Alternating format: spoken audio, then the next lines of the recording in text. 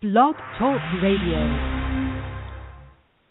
Namaste, people of planet Earth and the rest of infinite consciousness. Welcome to Nature of Reality Radio on April 29th, 2015. This is your host, Andrew Fisher, broadcasting every Wednesday from the suburbs of Philadelphia, Pennsylvania from 6 to 8 p.m. Eastern Standard Time to expose the true and false nature of reality for what it is and what it isn't.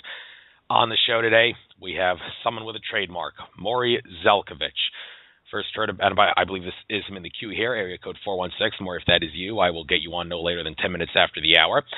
I first heard about him in the interviews he did with the Mind Movies of Natalie Ledwell, who I believe is the president of Mind Movies. She did some interviews with him, and I actually took some of Morry's advice. I currently in the process of a program in which I write down 10 things that I want to attain in the present tense and then read them every morning in front of the mirror with my hand on my heart. I actually started doing that on the first day of spring, so the last day of spring will be the last day I do it. Perfect timing, I believe, because that was actually the day of a new moon, the first day of spring. So, Morry, give you a lot of credit. I believe that will help me in the long run, taking your advice to heart there. But I said he has a trademark behind his name because he is the creator of the Morry Method, which has to do with brainwave entrainment and helping you use the law of attraction to your highest potential ability to unlock the subliminal blockages in your brain using subliminal entrainment. We'll get into that. He's also a health expert of sorts. There is an article I was sent recently. I haven't read it yet, but it's got in an email about some of Morry's advice involving food and such. I'll give him the floor at some point, probably later in the interview, to talk about his advice on what we should and should not eat for that matter. And the Brazilian government feels that the Morry Method is definitely useful. We'll get into that as well. That's all in the episode info here. But I'm going to start with the news as usual, courtesy of Alex Jones and company at InfoWars. First article, candidate Clinton blames Baltimore riots on income inequality, ignores fact husband's war on drugs responsible for militarized cops. Yeah, that means that Hillary Clinton is ignoring the fact that her husband's war on drugs, because Bill Clinton was a major player in the whole process of bringing cocaine into America, as a couple of whistleblowers, including the late Mike Ruppert, have talked about, and Arkansas was a hot spot for that happening. And now Hillary Clinton is saying that the Baltimore riots are based on income inequality. Well, I think it has more to do with the fact that people are pissed off at the police for the whole severing of the spine thing of that guy, and it also has to do with the fact that the powers that be are trying to get people to riot so they can use the riots to justify martial law. And George Soros, he did a lot of funding to get the rioters in the Ferguson riots to act insane so they could use martial law to justify, they could use the riots to justify martial law. So now Clinton is saying these income inequality is the cause of these riots. Well, don't trust Hillary Clinton for anything. She's a fraud and a murderer, the whole Benghazi thing. And I have said before that I finally remember that scene in David Icke's Revelations of a Mother Goddess documentary, and I think it was 1999 when that was made, when Arizona Wilder, former Illuminati mind control slave, was naming people that she saw at satanic Illuminati ceremonies, shapeshifting reptilian aliens, and she said, "I saw Hillary Clinton before I knew she was Hillary Clinton." Make of that whatever you will. But anyway, moving on to the next article. War for the Future, Humanity's Secret Destiny Revealed. It's time to take humanity to the next level. Okay, I don't have time to get into what this is all about, but humanity's secret destiny, I have said that even though InfoWars may not make it seem this way, we are in a positive timeline, and bad things may happen on this positive timeline, like you'll see a lot of tyranny, but in the end it will all backfire for the powers that be because we're on a positive timeline and they're just trying to come down on us. But in the end, they're only postponing the inevitable. They want humanity to get microchipped, be it to depopulate us or to create a cosmic war machine. There is a debate there as to which Illuminati faction is dominant in that regard, but still, I believe humanity's secret destiny, since we're on a positive timeline, we will ascend, for lack of a better phrase, into higher consciousness. Don't ask me to give a time frame. Time is an illusion. I don't want to give times because it might be egg in my face, because many people have had egg in their face talking about specific times for higher ascension. All right, next article. Pictures and footage you won't see on TV. Baltimore citizens are done with mindless rioters. Following lead of Robert Valentine, community unites to put a halt to idiocy. Yes, like I was saying, the powers that be would want to manipulate the riot to make the rioters go even more insane and use that to justify martial law, and they'll do a lot of funding in that regard, like Soros did with the Ferguson riots. And you can understand the Baltimore citizens would be very, very, very angry about this, and they would want to put a stop to this. And rioting doesn't help, folks. Let's try to peaceful non-compliance, as Gandhi preached. And speaking of stuff on TV, there was an ad recently where this woman was going to another room. It was a commercial. Woman going to another room, but quietly in the background. And it's very fitting I say this because we're going to be talking about subliminal stuff. And similarly to what happened in this commercial, very quietly in the background, you can hear an announcement. The police and the government are preparing for martial law. Everybody stay safe and calm. The president is advising everybody to stay safe and calm. Something to that effect. It was barely audible, but it was there. It was no doubt to be a subliminal message to condition us into martial law. And the commercial itself had a peaceful tone with a mother going to another room to see her kid. But they do that in subliminal advertising, and subliminals work. Just look at what happened with the movies, day in the movies.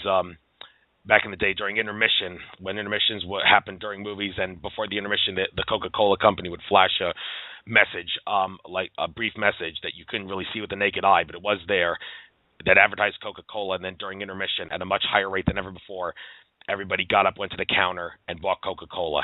If you think that's just a coincidence, then I got some really nice seafront property off the coast of Mongolia that I'll sell you for 50 cents a day. So that's not a coincidence. Subliminal advertising works, and subliminal stuff does work. Just ask Morry. We'll talk about that. But next article, report Walmart in Baltimore refusing ammo sales. Empty store shelves prevent concerned residents from making purchases after riots. Yes, Walmart. They are having a lot of controversy recently because of their obvious lie that the reason Walmart stores are shutting down has to do with plumbing problems. This is obviously a completely different matter. But hey, when it comes to the issue of refusing ammo sales, the only people that stores would have any interest in to refuse ammo sales to are the people in government. Like this one guy refused to sell storable food to FEMA. He realized he doesn't trust FEMA, and rightfully so, and he made sure to only sell it to the common people, maybe some benevolent people who work for Walmart. Yeah, Walmart, it's a major globalist corporation, but I'm sure there's good people who work at Walmart. Well, there's definitely good people that work at Walmart, and I guess they might refuse ammo sales to people who they know, like maybe in the government or something. But when it comes to selling to the common people, I would recommend gun owners, even if you do feel skeptical about someone who about selling a gun to them, I mean, it is still in your best interest to sell, even if you're skeptical of them, because the powers that be don't want us to have guns. They want to disarm us. That's why they staged Sandy Hook. So we need to have guns to tyranny. The Founding Fathers understood that. That's why they put the Second Amendment in the Constitution. And so whatever crime that a person commits with a gun you sell to them is insignificant compared to the hell that would break loose if the powers that be and the tyrants in the government disarm us. So I think gun stores should take my advice to heart. Sell to everybody except the tyrants in government who want to disarm us. Our next article, martial law, police, National Guard invade Baltimore streets. MRAPs blockade Baltimore. Yeah, well, rioters, stop rioting. Don't give them an excuse for martial law. I don't need to talk any further on that. Our next article, exclusive preview. NSA architect blows surveillance statewide open. Tune in Thursday, April 30th for an expose on the NSA. Yes, William Binney, highest technical head in NSA history. He's the one who's going to be talking about that and blow open everything that was probably already known. He's just going to consolidate it in a good interview for us to easily access. And I mean, everything Edward Snowden revealed was already known. He just had some journalists like Glenn Greenwald and such and a lot of information to make it more public for people, but everything he revealed was known. In the NSA, it's not about safety, it's about tyranny, controlling us, blackmailing us, and predicting the future for their own advantage. Our next article, Baltimore councilman loses it, says just call them N-word after CNN host calls rioters thugs. Attack on language as word thug declared racist, despite Obama, black mayor, and city council president using it. All right, racial division, that's another tactic by the powers that be. Say someone is racist even though they don't do anything that's racist, just for the sake of creating division. Don't fall for the lie, folks. All right, one more article here. Iranian commander says U.S. carried out 9/11 as pretext to invade Middle East. MEMRI releases translation as Congress wrestles over Iran nuclear bill. Well, thank you, Iranian commander, for saying the U.S. carried out 9/11. And well, also the Saudi Arabian government and the Mossad carried it out too to a great extent. But hopefully this Iranian commander, well, he's a hero now, but will they murder him for blowing the whistle? Who knows? I don't know. Let's hope not. But that's the end of that. Let's get Morry Zelcovitch on. Morry Zelcovitch, area code 416. Is this you? You are on the air. Welcome. Yes, it is, Andrew. Thank you very much for having me. I'm honored. Yes, and I'm very honored to have had the ability to take some of your advice to heart, the whole thing about writing down 10 things you want to attain in the present tense and then reading them in front of the mirror with your hand on your heart. I'm sure that I have no doubt that will help me in the near future. And I've listened to some Brainwave Entrainment recently and watched the Mind movies every single day, and I do notice a few things in my life working out for the better. As far as income goes, I haven't really noticed much of that, although psychic Sean Cohen, who was a guest on my show, did tell me she expects me to get wealthy soon, so maybe in the end it'll work out. But enough about me. We need to talk about the well, first of all, before we start talking about brainwave entrainment, I think people need to become familiar with the law of attraction, because in the end, brainwave entrainment, it's really designed to make sure that the law of attraction can work, because as long as you have blockages, subliminal, subconscious blockages in your brain that prevent you from doing things that have been planted there, then the law of attraction will not manifest as good as it can, and that's where your work comes in to unlock that kind of thing. So before we talk about your work and that, to the best of your knowledge, tell us the science behind the law of attraction and how it works. Okay. I'm more of a semantic-driven person. I don't really call what that is the law of attraction, although other people would use the same definition to define it as law of attraction. I call it more, you see, I don't like the word law. A lot of the things that you were talking about in your intro when you were reviewing those articles kind of goes to my point. You know, back when the law of attraction became the touchstone, you know, that lady in Australia who came up with the secret, that's really who popularized the whole concept of the law of attraction. So the problem is, though, that's a great marketing ploy, because when you put the word law in front of anything, because most of us are brought up to respect the law, most of us are brought up not to question the law. So I'm a little leery whenever I hear anybody talking about the law of anything. Normally, like, look, Natalie is wonderful and I love her, and I actually agree with everything she says. I just don't like the term law, because law kind of instinctively and reflexively turns off people's brains, because it's a law. I can't question this. It's a law. You know, it's easy to con people when you say something is the law. I know that there's a lot of really good people out there. I love my movies myself. And by the way, stick with it. Use it more often. You will see results. Okay? I've seen them in my life. I've seen a lot of my clients have changes too. Sometimes you have to do more than what they suggest, though. Okay? Especially you, Andrew, because your business, in essence, is educating others to be alert and aware of not so nice things around them. And that inadvertently exposes you to a lot of negativity. And the whole trick here is to outnumber the negativity with positivity. Once you get more positive thoughts in your life and more positive input into your life than the negative, that's when your mind starts changing in awareness, and you start noticing things that are good. So now we've come a full circle to the law of attraction. What's really happening is your thinking changes.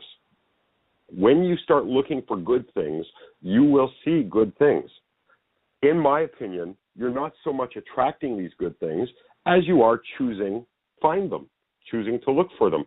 If you lose your watch in your sofa and you don't know it's in your sofa, but you lose your watch and you want to find your watch, then you'll look around your place, high and low, underneath, under cushions, everywhere for your watch. And you'll find it, likely, if it's in your place, because you're looking for it. Okay? If you haven't worn your watch for a few days and you've totally forgotten it, then you won't be looking for your watch, and you could be sitting on it and you won't know it's there. So it's really more a matter of making a choice as to what you choose to look for in life. And what we expose ourselves to has a large influence as to what kind of choices we make. So if I were to, be forced to use the term law of attraction, I would say the law of attraction is a choice. It's not a fancy magical thing where your life might be void or devoid of good things. It might be devoid of health. It might be devoid of wealth. It might be devoid of great relationships. It might be devoid of all of these things. But it's not because these things aren't there for you right now. They're jumping up and down in front of you, waving their arms, going, "Hey, Andrew, hey, Morry, hey, everybody, I'm right here.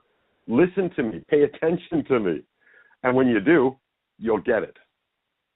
It's really a choice. Yeah, it Are is you a still choice, there? and yeah, I'm going to be muted every single time you're talking. So there's a couple Oh, second break. That's only because I'm unmuting. So, but sure. anyway, one thing about the law of attraction that's kind of debatable, and I do bring this up because I had a little conflict with this with one of my previous guests.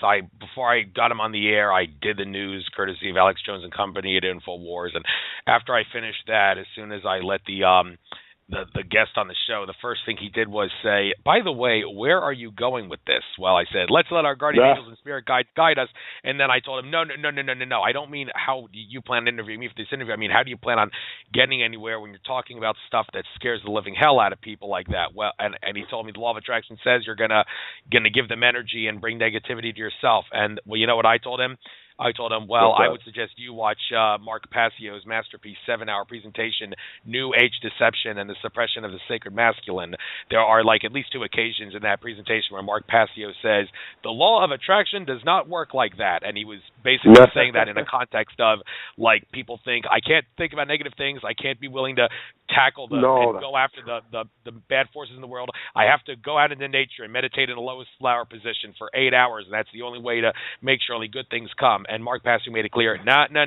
First of all, if you're doing that, you're suppressing the sacred masculine. They're not just suppressing the sacred feminine on Mother Earth. There's also suppression of the sacred masculine. That's what you're doing if you're not going to be willing to go after that stuff. And second of all, a person who is willing to go after, acknowledge, educate people about, and flat out use violence if necessary to attack those evil forces will be able to defeat those evil forces much better than anyone who goes about an attitude of, well, I'm not going to do this because the law of attraction is going to come back to haunt me, so I'm just going to think positive no matter what. So Mark Passio is saying, if you're 100%. Yeah. Sorry, yeah, go ahead. You're 100% right. When I heard you speaking and doing those, I did not hear fear-mongering in your voice at all. I heard someone who has compassion. I heard someone who has love for those he will never meet, never know. I heard only good things. You know, a lot of people make the mistake, and they love, riling people up for no reason too. But, I don't hear that in your voice. I hear from you someone who says, look, it is important to be positive, and it is important to have good thoughts. But at the same time, it's important to have your eyes open too and be aware of what's going on around you in the world. The truth of the matter is, my parents taught me this when I was very young. They said, Morry, you don't live in a vacuum. You can't, if you wanted to live in a vacuum, you pretty much have to go to Nepal somewhere, go to the top of the tallest mountain, and live there by yourself. And then you might have the best chance of living in a vacuum. The fact of the matter is, we live as a community, even all over this planet. And I look at us, I'm a scientist. And this is going to blow everyone away who thinks of me as a scientist. But my belief system is very clear. We have things like cancer, like AIDS, like Ebola, like a million other things, common cold, flu viruses, all these different things, fungus infections. I could go on and on and on. I believe that we as individual people are simply individual cells in a greater being, meaning that when we as individuals have disease or dysfunction, it's really a reflection on our social structure, on who we are as a people. Think about it. Cancer is all about one cell attacking and then, if you will, use a Star Trek euphemism here, Star Wars, take it to the dark side. It converts it into another cancerous cell, which then grows and takes over another cell and another cell and another cell. Well, isn't it funny how much that looks like one person stealing from another, or one person hitting another, or one person murdering another? I honestly believe that we will be free of the common cold, and we will be free of cancer, and we will be free of every single possible disease that we have ever seen in this world or ever will see in this world, the day all of us realize that we are all part of the same organism. And once we understand that, we stop hurting each other, we stop stealing from each other, and it has to be everybody. And when that happens, it will be reflected in our individual health. When I was younger, I went to the Science Center, and they had this really cool video. And this is a long time ago. But this video was amazing. It showed a cute young lady reading in a field of daisies. And she was reading, I don't know, poetry or something. And the camera kept backing up and backing up and backing up. And eventually you couldn't see her. Then all you saw, you know how when you see from airplanes, everything looks like puzzle pieces. And then you see the planet Earth. And then it kept going and going and going until finally all you could see was the Milky Way. All right? And then all of a sudden the music got very dramatic and the camera started racing back into the Milky Way, into our solar system, in everywhere, in and down and down. And finally we started zeroing in on the young lady again, but this time it doesn't stop at her. It goes right into her hand. And you actually get small enough that you're literally standing beside a human cell in the hand of this young lady, okay? You look right, you look left, you can't see another cell. We are not joined together by glue. We are held together by energy, okay? That's what keeps us together as individuals.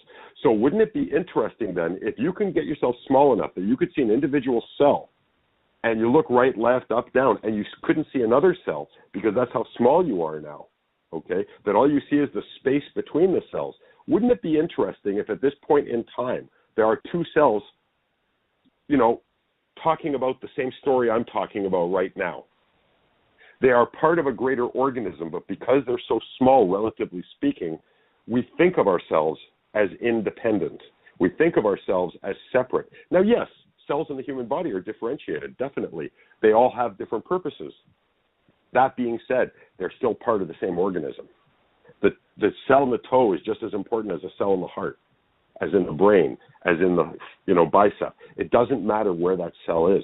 Once we have a full respect for the human race as an individual, as a unique being, I think that's when all these other things are going to start, quote unquote, magically changing. Much in the same way, the law of attraction. When people change their attitudes and they start noticing or feeling like they're attracting things into their lives, that's simply their perception that they're attracting these things into their lives.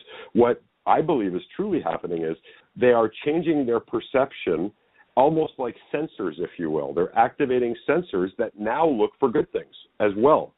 But you are 100% right, and you state, in your way very nicely at the beginning by telling people there are things you need to look out for. As much as you need to look for good things, there's things that can take these good things away from you, and you need to look out for them. And I frankly respect you for that. Thank you very much, and I respect you for what you've done. And let's start talking about that now, the work that you've done in regards to brainwave entrainment. Like I said, it's the key that unlocks the final piece of the puzzle in a sense, because as Natalie Ledwell has explained, many people who try to use the law of attraction do it the best they can, but they don't attain anything, and they're wondering what the hell's going on here. Well, the reason why is because something happened in their past which implanted a subconscious blockage in their mind, like money brings evil or something to that effect, which is preventing them from being able to manifest the law of attraction. And your brainwave technology contains subliminals which will undo that blockage to make the law of attraction work better. So I guess I'll give you the floor to talk about this phenomenon. Okay. Basically what happens is I actually currently do not really have subliminals embedded with my brainwave technology. The reason I don't do that is because subliminals, at least the way I'm currently creating them, are encoded at a very high frequency. My brainwave technology, to be really, really effective, needs to be listened to with headphones at a comfortable volume, stereo headphones at a comfortable volume. So they would kind of counteract each other because you don't want to have really high frequencies so close to your ears you can cause damage. What I do, however, is I create systems. Rather than an individual recording that's supposed to encompass everything, I create a system. So, for instance, I'll have subliminal technologies which are designed to change how we think. Now, again, I'm not trying to tell you how I think, and then you're going to think the same way I think. Everybody is unique unto themselves, and they need to find what's right for them. Again, we're all individual cells of the same organism, but we are differentiated. We all have different needs, different wants, different this, different that. So the technology is designed to help you to find that yourself. So all the statements that are made in the subliminal end of the technology are generalizations. They're the kind of thing where it's interpretable. You decide what that means to you. If this is meaningless to you, if I say something in particular and that's meaningless to you on a conscious or subconscious level, it just goes right by you. If it has some kind of meaning for you, though, then your conscious and subconscious mind will reinterpret it automatically into something that reflects your own experience. And that's the trick. I think that's part of the problem with what a lot of people have out there, is that they don't account for the individuality of the person. And you mentioned very correctly that a lot of people practice these things and don't seem to get anywhere, and they don't understand why. I believe that's the real key. And this is where the brainwave entrainment comes in. I don't know if you know a lot about my history, but I was extremely depressed for about 35 years. I had multiple suicide attempts. And I would literally wake up every morning looking out the window, hoping to see mushroom clouds. So I wasn't just depressed for myself. I was depressed for the whole planet. Just thinking, you know what, time to get human beings off this place and start over. And every morning I would literally wake up, look out the window, and hope I would see mushroom clouds. It was terrible. But I had people around me. My parents were fantastic. My brother, amazing. My family, great. Friends even. How I had friends was beyond me. But they would all, because they loved me for who knows why, but they did, and they would try to help me. And I'm sure we've all been in the situation where we have friends or relatives or somebody trying to give us helpful advice. What I would hear from them is blah, blah, blah. Kind of like, I don't know if any of you ever have watched The Simpsons, and the dog is listening to people, and all the dog hears is wah, wah, wah, wah, wah. So that's kind of what I was hearing, because even though I knew these people had good intentions and maybe even good ideas, I knew that they didn't understand me, and they didn't understand what it's like to be me. So how could they possibly give me any information, any advice that would be helpful? This created a wall for me, where I built a wall saying, well, it's sweet of them to try, but I know whatever they're saying isn't going to help me, so I'm just going to let them talk, wait for the sound to end, say thank you, and go on being basically not a very nice person who's very depressed all the time. And I went along like that for a long time, but there was a light in me that's kept pushing for this technology, the subliminal technology, the brainwave technology, and I ended up adapting and changing it in such a way. When you're going through all of this, and yet you have a scientific mentality, there's a part of you that is pushing to understand why you feel the way you feel. Why is this? I look around, I see other people smiling. I see other people happy to see a new day. I see other people driving nice cars. I see other people wearing nice clothes with nice people, laughing, singing. And I couldn't find that in my soul whatsoever. And despite the depression, a part of me wanted to understand why this is happening to me. And, of course, I thought I was the only person in the world who this was happening to at the time, because keep in mind, I was totally encapsulated in my own, super depression cocoon. The world doesn't understand me. The world doesn't understand my pain. It doesn't understand my suffering. It doesn't understand anything. So as I'm researching and as I'm delving into my own darkness, I started realizing a few things. And one of the biggest things that I realized was that maybe I have a chemical issue in my brain. In my research, I was realizing that different thoughts, different foods, different this, different that, actually contribute to your mood, how you feel. They actually create brainwave patterns. Anger creates different brainwave patterns than passion, than love, than sex, than arousal, than all these different things. They all create different brainwave patterns. The interesting thing was, though, that these brainwave patterns aren't the end. They combine with your body's chemistry to produce neurochemicals, endorphins, hormones, neurotransmitters. These are the things that make you feel the way you feel. So it became clear to me that everything is based on stimulus response. Something happens, I interpret it. I interpret it as good, I interpret it as bad. Then, how good, how bad, and what kind of good, and what kind of bad.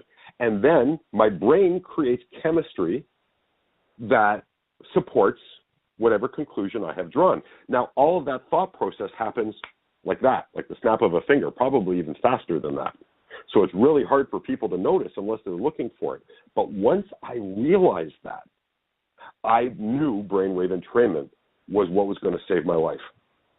Because I just knew that it's my neural chemistry that's screwed up. Hey, I'm super depressed. I told you I wake up every morning and I'm looking for mushroom clouds, and then I'm depressed even more when I don't see them, because that means I have to live through another day. And I realized that I have all this negative chemistry. I call it negative chemistry.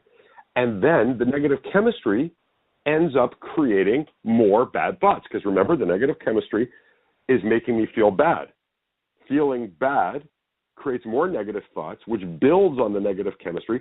This is where a vicious circle comes from. It just keeps going and going and going and going. And then it struck me, wait a minute, all these people talking to me with advice that I'm not really hearing, I'm not really listening to. What if I could hear them? And I thought, well, how am I going to hear them? Because I don't hear them. Every time they open their mouth, I'm right away in Mr. Negative. You don't understand me. You don't understand me. Wah, wah, wah. What if I could change my brainwave patterns even a little bit? That would then change my brain's chemistry. That, in turn, would change my experience and my awareness and my ability to be aware and experience things around me. So that's what I worked on. And I worked and I worked and I worked. And there were a lot of products that were out there before my technology came into being. They didn't quite do what was necessary. But I learned things from them, so I was very grateful. And I took what I learned. I created my own technology, as you called it earlier, the Morry Method, changed my chemistry enough, and it blew me away, because then my mom sat me down and she started talking to me, repeating the same thing she's been telling me for years. But this time, not only was I hearing her words, but I actually acted on them. Not everything, but I acted on a lot of what she said. And then I noticed that by taking the action and listening to others, my own awareness started shifting. And I started seeing a little daylight once in a while, which I had never seen before. I heard thousands of voices. The voices were gone. I saw depression everywhere. I saw horrible people everywhere. Anytime I saw someone with money, I thought they were evil. How many people did you step on to get this wealth? Afterwards, now I see people with money and I go, good for you. I wonder how many families you help to feed with the money you spend and maybe the businesses you own. It's absolutely phenomenal, the change that's possible. And it taught me that I have to share this with others, because there's too many people out there who think that, I don't know, a previous life or something is causing them to have a horrible existence now, and there's nothing they can do about it. The truth is, I'm here to tell you, I have thousands of clients here to tell you, that is not the truth. Just because we believe it, just because we've been told it, doesn't make it so. Thank you very much. And in regards to brainwave entrainment, helping certain aspects of your life, in regards to finance, because this is one that many people are going to want to do, because it seems like money is such a problem in this world, and yet many people want it. I guess I might as well use myself as an example. Like I said, Sean Cohen, psychic, who was a guest on my show, she actually did a reading on me in the not-too-distant past, telling me she expects this year I will get a lot of money. Well, I have been doing a lot of those mind movies involving money, the one that you do in the morning with the headphones, the one that you do at night without the headphones, the 3-minute videos, and then there's also this money subliminal thing where you listen to, just put the headphones on, and there's sounds sort of like rushing water with a buzzing. I don't know how to describe the sound, but that is supposed to unlock negative feelings about money. And I have been doing specific meditations where you state what you think, affirmations about money, like I have the ability to be successful in life or whatever, and also like money flows throughout me, those kinds of meditations that last like 5 minutes or so. And recently I did start putting messages on all my videos that I do archive my interviews on YouTube, and at the very end of my video descriptions, I always wrote, if you want to donate to the host, click the donate button at natureofrealityradio.blogspot.com. And, I've had that up for a few weeks, and I've done that. I've been doing the meditations, and yet I haven't seen a single donation come into PayPal yet. So I'm wondering, is this normal? Is all my meditation and all my work supposed to build up over the course of time, and then all of a sudden it's supposed to hit me? Or does the fact that I'm not getting any donations mean that I'm doing something wrong? Because I can't imagine what I'm doing wrong when I've done everything you and Natalie Ledwell have basically told me to do. You're not doing anything wrong. What you see, as soon as you told me, you threw up a PayPal link when there wasn't one there before. It doesn't even matter that you're not getting anything from that, okay? What it shows me is that you're starting to take action, okay? Nothing is going to happen in this life if you just sit around and you meditate, and that's all you do. It just won't happen. You have to take action. So what you've done to start with is you've been putting out a little information into the universe saying, hey, it's time for me. I've been putting a lot in, and I want to put even more in. And it would be easier for me to do so if I was better off financially. It would give me more freedom to do my research. It would give me more freedom to do my work. It would give me more freedom to educate others. And it would give me more freedom for a whole bunch of other things. Maybe you have a family and you want to spend more time with your kids or your wife or your husband or whatever. So the trick is, not everything you try is going to turn into cash, but everything you try has a lesson, an education, if you will. And if you are open, you will be able to learn from everything you are doing. You know, while you were telling me all of this, I'm thinking to myself, you know, he's got this really great show. And he's generous beyond belief. He does this for nothing. Not a lot of people would donate the kind of energy, the kind of time, the kind of love that you are doing, obviously, okay, just out of the goodness of your heart. But you know what? You've interviewed a whole bunch of brilliant people, I'm sure, and I'm not including myself in this. I'm not patting myself on the back here. But you have interviewed a whole slew of people. You have a unique perspective based on everything you've heard and everything you've learned.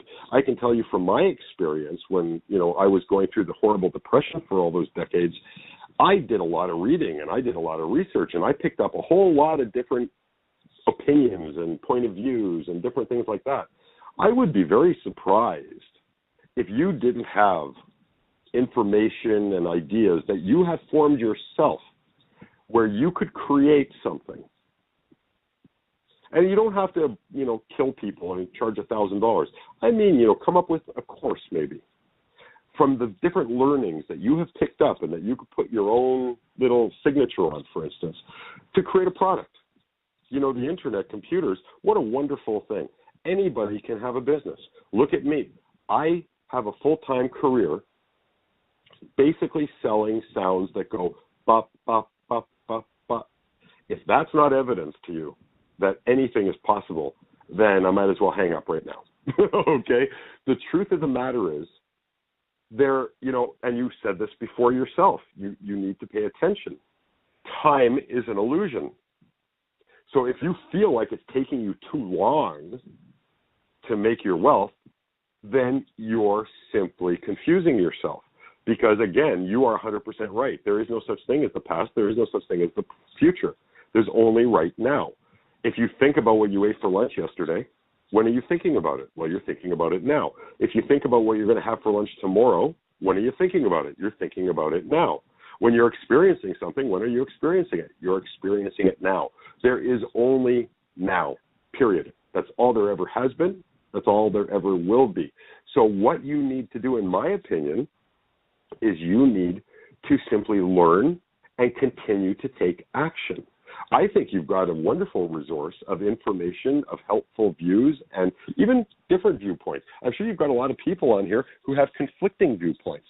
You even mentioned to me that there might have been someone you had on your show with whom you had conflicting viewpoints. There's nothing wrong with that, and you could even incorporate all these different concepts into some kind of a course, some kind of a program that's designed to help people.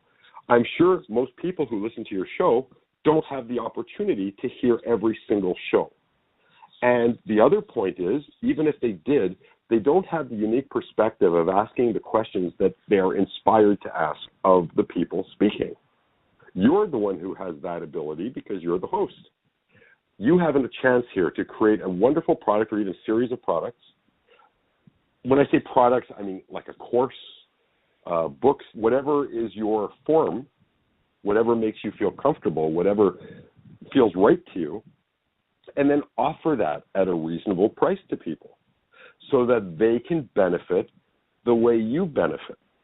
Now, getting back to you specifically, okay, I think a lot of your monetary concerns could be allayed by looking at yourself as more than just a host, but as an educator.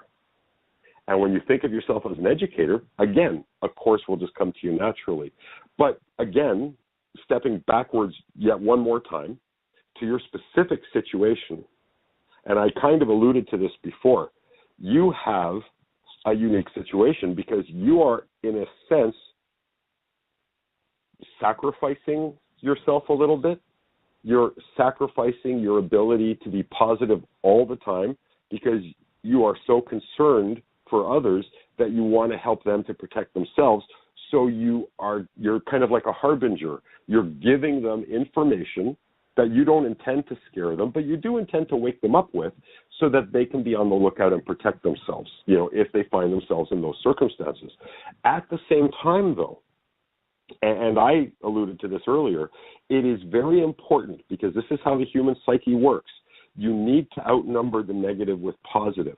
So one suggestion that I would make would be do one show, and this is just like a suggestion. I would do, say, my Monday show on be alert, be aware. Not beware, be aware, okay? To help people from the negative energy that's around them. And that would be amazing. Then the next two shows I would do would be focusing on how to do that. Not just telling people, hey, watch out for this. Because it's nice to watch out for it, but often just because we watch out for it doesn't mean we're going to be able to cope with it. So then take the next two shows and give people exercises that they can do, meditations, refer them to freebies, to products, to all these kinds of things that are out there on the web, which is a wonderful resource, as I'm sure you know, that will then allow you to help them to help themselves. That makes your job 2-to-1 on the positive side of the scale. Once you outnumber the negative, and I understand why you're doing it, but I think you might be able to do it in a slightly different way. Again, one day, be aware. The second and third days, here's what you can do when your awareness recognizes the threat, right? Here's how you can live a good life despite what the government is trying to do with respect to this law or with respect to this resource. When you do that, it will outnumber the negativity. Once the negativity is outnumbered, you will find things changing in every respect. That's because, in a very simple way, this is how learn. It's from repetition, okay? And you're right. When we're young, we hear, that there's that classic story of the conversation at the top of the stairs, right? Where you're at the top of the stairs and your mom and dad are arguing about money. Honey, we can't go to Florida this year, or we can't go here, we can't go there, we can't buy this toy for Joey, and we can't do this for Sarah, and we can't do this, and we can't do that because we just don't have the money. It's not a good time right now. They hear that. They read the newspapers. They hear about all the evil in the world. They hear about people doing horrible things to other people. They hear about companies and corporations ruling everything. Government, there's a lot of people who don't even think government has any control of anything anymore. It's all about big money. Whoever has the most money tells the government what to do, and the government's nothing more than a lapdog. So there's all this negativity around you. There might be different ways, like I've already suggested a few, where we all, and this doesn't just relate to you, this is me, this is everybody, we all can change our focus. There are ways of being happy. There are ways of having a positive influence on the world around us, even with all of this going on around us. The human race has been in a civilized form at least 5,000 or 10,000 years. okay, that we know of, maybe longer, so without I can prove, but maybe even longer. So when we consider that, and when we consider that people are basically people, there's always been power-hungry maniacs, there's always been greed, there's always been the wealthy trying to, step on the poor and keep them down there. Everything that we're dealing with today, we have been dealing with for millennia already. And we can still persevere, and we can still change things. Personally, in my view, I believe that the world is inevitably going to be a wonderful, beautiful place, regardless of what any of these, quote unquote, evil influences are attempting. I think their time is pretty much done. And much like the dinosaur, a giant asteroid of common sense is going to hit the planet and cover us all with intelligence and with humor and with love, and these dinosaurs will simply die out. One of the reasons why human beings don't live forever, why we have a limited lifespan, I believe it was designed genetically and encoded by nature that way. This way, if we're going to screw things up, we're not going to be able to screw them up for all that much time. We are designed to be happy. When you feel happy, Andrew, when anybody out there feels happy, it feels good. Don't feel happy, it feels bad. Have you ever questioned why this is the case? It's obvious when you think about it. It's because you're designed to be happy. That's why it feels good. When you feel good, you know you're doing, thinking, and acting and reacting the right way. When you feel bad, it's not a negative. It's there telling you, hey, slow down, take a few breaths, and do something else. Think something else. If you want people to stop being mean, if you want people to stop being evil, to stop being this, to stop being that, the truth is, I have never met a happy person who's ever hurt, injured, killed, or done anything bad to anybody. So what we all need to do is we all need to send energy out there that is loving. Because nobody who is happy will ever do anything wrong to somebody else because they're happy. Why would they do anything wrong to someone else? They're happy. We need to change our scripts. Okay, we need to change the way we think about things. Just because we've been thinking this way for thousands and thousands of years doesn't mean it's right. And this is what we need to do. We need to look at things logically. We need to look at things clearly. And we need to look at things from a very basic standpoint. I'm happy, I'm not happy. There's too many unhappy people around. That's because we're not doing things the right way. And it's simply a matter of the scientific process. Try something else. Try something else. Try something else. When it feels good and it's not hurting other people, you're on the right track. It's really that simple. But it's hard for people to wrap their heads around a lot of what I've been saying because it's such a polar opposite to what we've all been taught and what we've all been brought up to believe is how the world and the universe works. But if you look at quantum physics, quantum science in general, it will tell you that your world merely reflects your opinion of it, your interpretation of it, your awareness. A table doesn't exist for you until you see it. If you're on the other side of a door and you don't know what's there, nothing exists until you open the door, turn on a light, and see what's there. It's all relative to your experience. Once you understand that, once you understand all of these facts, life takes on an entirely new meaning. I, who was horribly depressed for 35 years, probably a little longer, wanted to be dead, wanted everybody to be dead, didn't want to kill anyone, but just didn't think any of us had a reason to be alive. Lived life like that. Every time I tell this story, it feels like I'm making it up. This is how different a person I am now. You know, I'm not just talking, even though it sounds like I am, but I'm not just talking here. I am trying to help others to understand that with the help of some technology, with the help of some common sense, with the help of listening to yourself, you can change your experience. You can change your reality. You can take power away from all the people who you don't like what they're doing with the power simply by not giving them yours. simply by understanding that it's your choice to give them your power. And you don't have to. There is no law in the universe, there is no law made by man that says you have to give up your power to anybody.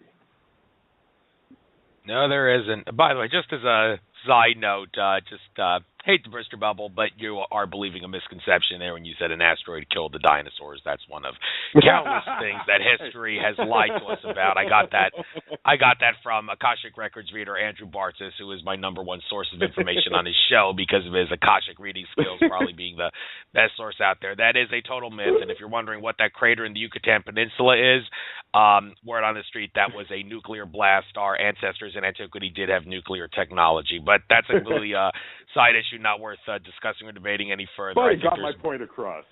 Yes, you did. It got my point across. Well, there's a side note history lesson for everybody.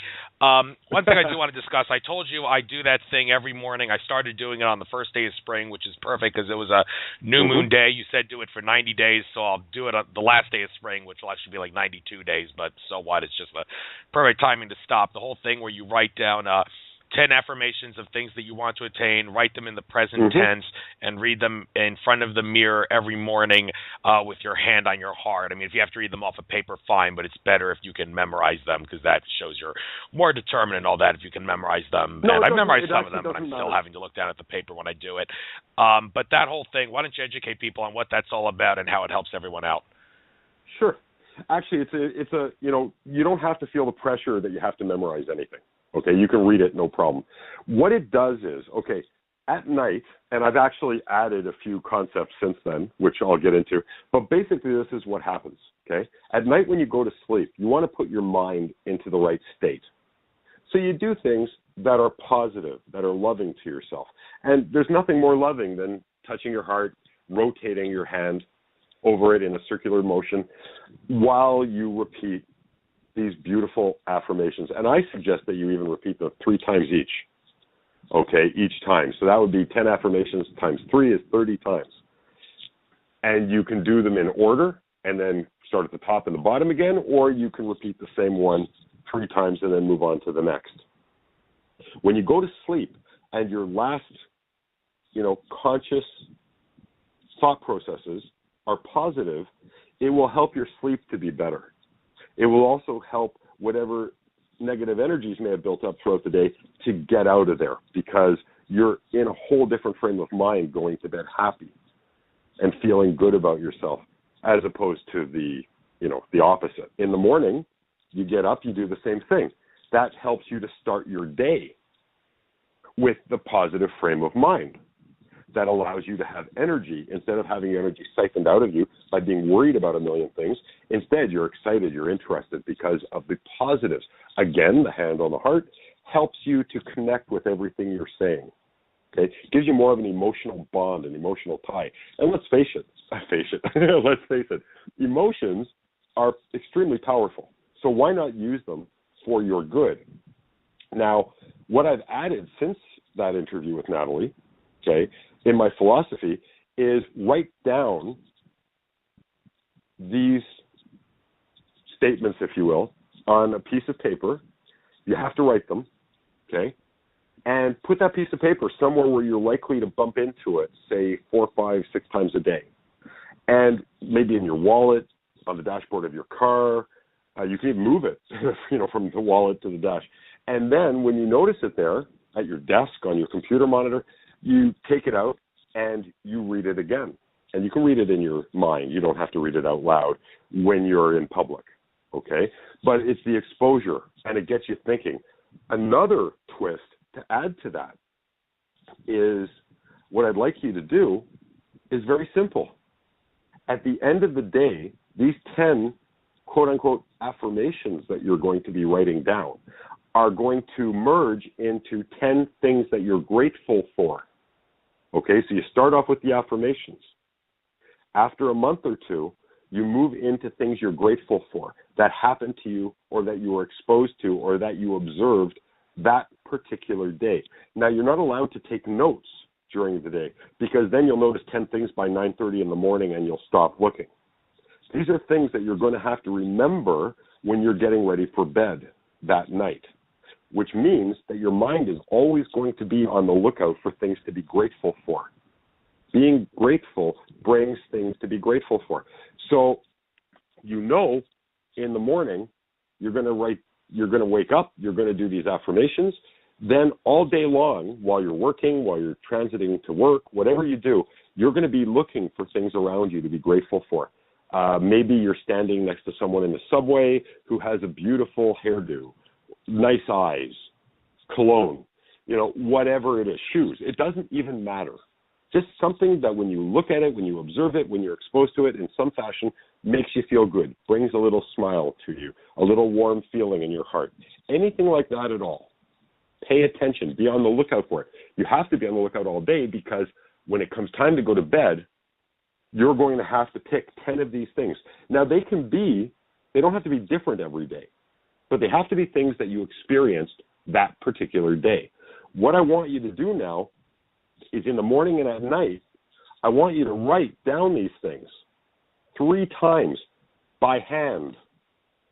Now, you can use cursive or you can print, but you have to write it down. Research that I have come across recently proves that when people write something down, it actually creates a memory pathway. When you're writing down positive things like that, it's only going to benefit you. So you wake up in the morning, you write down 3 times each the 10 things that you wrote down from the night before. That gets your day going beautifully. Your day is going to involve later that night writing down another 10, 3 times each. So all day long, you're going to be on the lookout for things to be grateful for, because that way, when you go to sleep at night, you'll be able to go, oh, that gorgeous flower that I walked by on the street corner. The bus showed up directly on time. I got a parking spot exactly where I wanted it, exactly when I should have had it, and this never happened before. Isn't that amazing? My boss smiled at me today. My dog licked my hand, and it felt so nice. When we have this gratitude attitude, it actually makes us appreciate things around us. Plus, it helps us to live in the moment. Remember, I said that there's no such thing as the past or the future. When you're living in the moment, you become more grateful, you become more aware, you see beauty in things that you never paid attention to before. And that's the real trick. So add the handwriting of each statement 3 times day, 3 times night. Switch from affirmations, or you can even continue to use the affirmations as well as 10 things that you're grateful for that you were exposed to or experienced that day.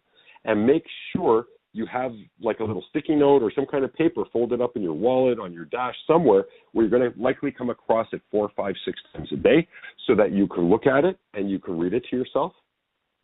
And then again at night, writing down these 10 statements that you're grateful for that you remember happening during the day. It will change the whole flux of how you live your life. So many of us just assume life lives us. The truth of the matter is, if it is like that for you, it's only because you are choosing to give it the ability to live you. You need to take back your power. Taking back your power means taking action. When you start paying attention, things like this gratitude, and like Andrew was talking about, even if you only do the affirmations part of this, it starts getting you paying attention to now, paying attention to how you feel. It's funny.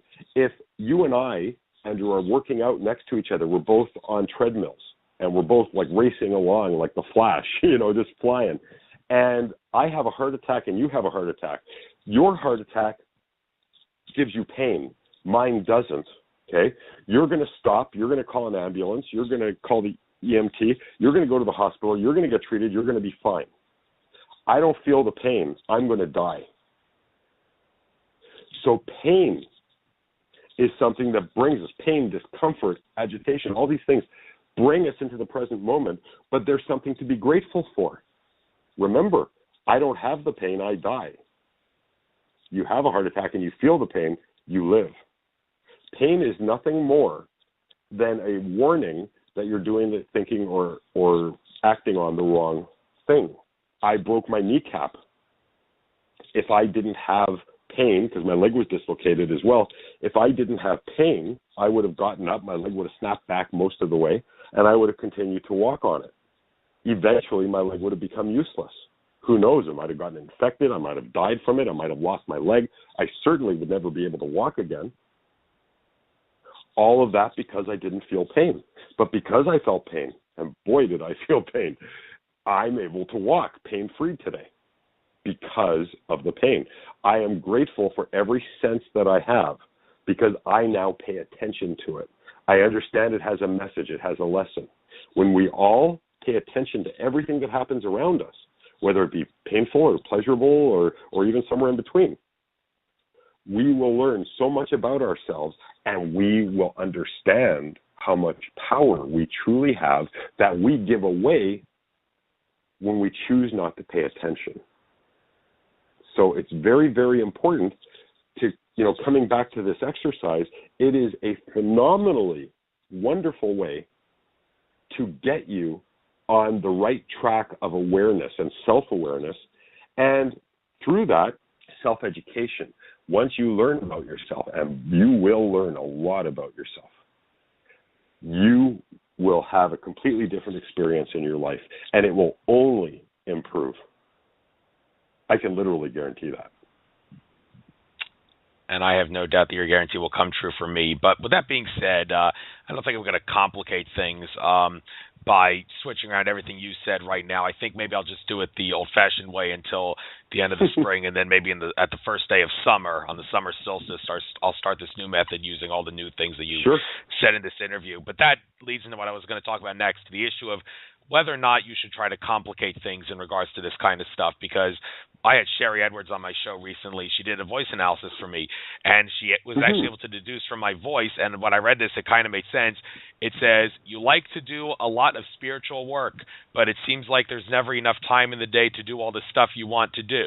And I can certainly understand that. I mean, I try to fit in meditations. I try to fit in Brainwave Entrainment. I try to fit in some Patriot Community stuff as well. I mean, not that that's spiritual, but and even some metaphysical stuff, like trying to see auras and also move things telepathically and feel things with my hand and all that, like to determine like what kind of a suit it is on a card. There's a thing where you put your left hand above a card that's upside down, and you can tell whether it's a black or a red and how many of each. I try to do that too, and I can understand, like, I try to cram all that stuff to do all that, and maybe it might be coming back to haunt me because I'm trying to cram it. And related to that is like what I talked about with Ethan Chimenti, an astrologer, recently, about like some people, they want to try something new, but then like they want to, like, it's a couple days before like a full moon, and people are thinking, no, wait, a full moon's about to happen, I shouldn't start something new, that's not a good idea, so I'm going to wait till the new moon. And I just discussed with Ethan, and he agreed with me. He said, no, that's ridiculous, you shouldn't postpone something just because a full moon is going to happen. You're only going to set yourself back further. Just start the new thing, and just make sure the next time you take extra care to make sure that you start it on a new moon or some day that's fitting. Now, this does relate to your work somewhat, because a lot of people would want to try to do the stuff that you do with Brainwave Entrainment and cramming it and starting new things, like you just talked about, a whole new method of doing this, reading the affirmations. And some people are going to like, should I start that now, or should I wait until like maybe the summer solstice like I do? So cramming things, so many things at once, and trying to pick the best time to start new things. I know it's a broad question because there's so many different hypotheticals here, but could you maybe give a generalization for all the people who are really confused and trying to cram and start new things at maybe bad times? Sure. Yeah, it's actually a lot easier than you think. You know, we're all experts in our own way. I'm probably one of the foremost brainwave entrainment audio experts in the world. And I can tell you tons about entrainment and the effects and the possibilities with it. But you know what? I'm not an expert of you. Anybody out there. I'm not an expert on any of you. And in my experience, the only true guru for any of us out there is the person who gets up in the morning and looks in the mirror and sees themselves there. So you are your own guru. And I do understand how a lot of people have different beliefs surrounding new moons, old moons, full moons, half moons, solstices, all these different things. And they all have, varying degrees of rationale behind them. And I am totally fine with anybody's belief regarding these. But I think what you need to do is what feels right for you when it feels right for you. In other words, one expert might tell you wait for a new moon. One expert might tell you wait for the first of the month. One expert might tell you wait till 3 hours after you've eaten. Now, if you're swimming, that's a good idea. But otherwise, I think you need to do what you feel is right, because only you really know what's best for you. And it's so important not to get caught up in the expertise of other people that you, again, give your power to them. Well, Morry, tell me when I should be listening. Morry, tell me how often I should be listening. I can give you generalizations, but after a little while, it's up to you to take your experience and to take your own knowledge about yourself, how you feel, how you're acting, how you're reacting, and come up with your own methodology on how to use my recordings after that. It's the same thing with anything. Andrew, you want to wait until the end of the summer? I think you need to honor that. And I think you should do that before you incorporate the new way of doing things. Definitely wait, because this is what your instinct, this is what you literally have told yourself. It's saying, Andrew, I like what he's saying, but finish this first, then do that. You need to honor yourself. And everybody out there needs to honor themselves.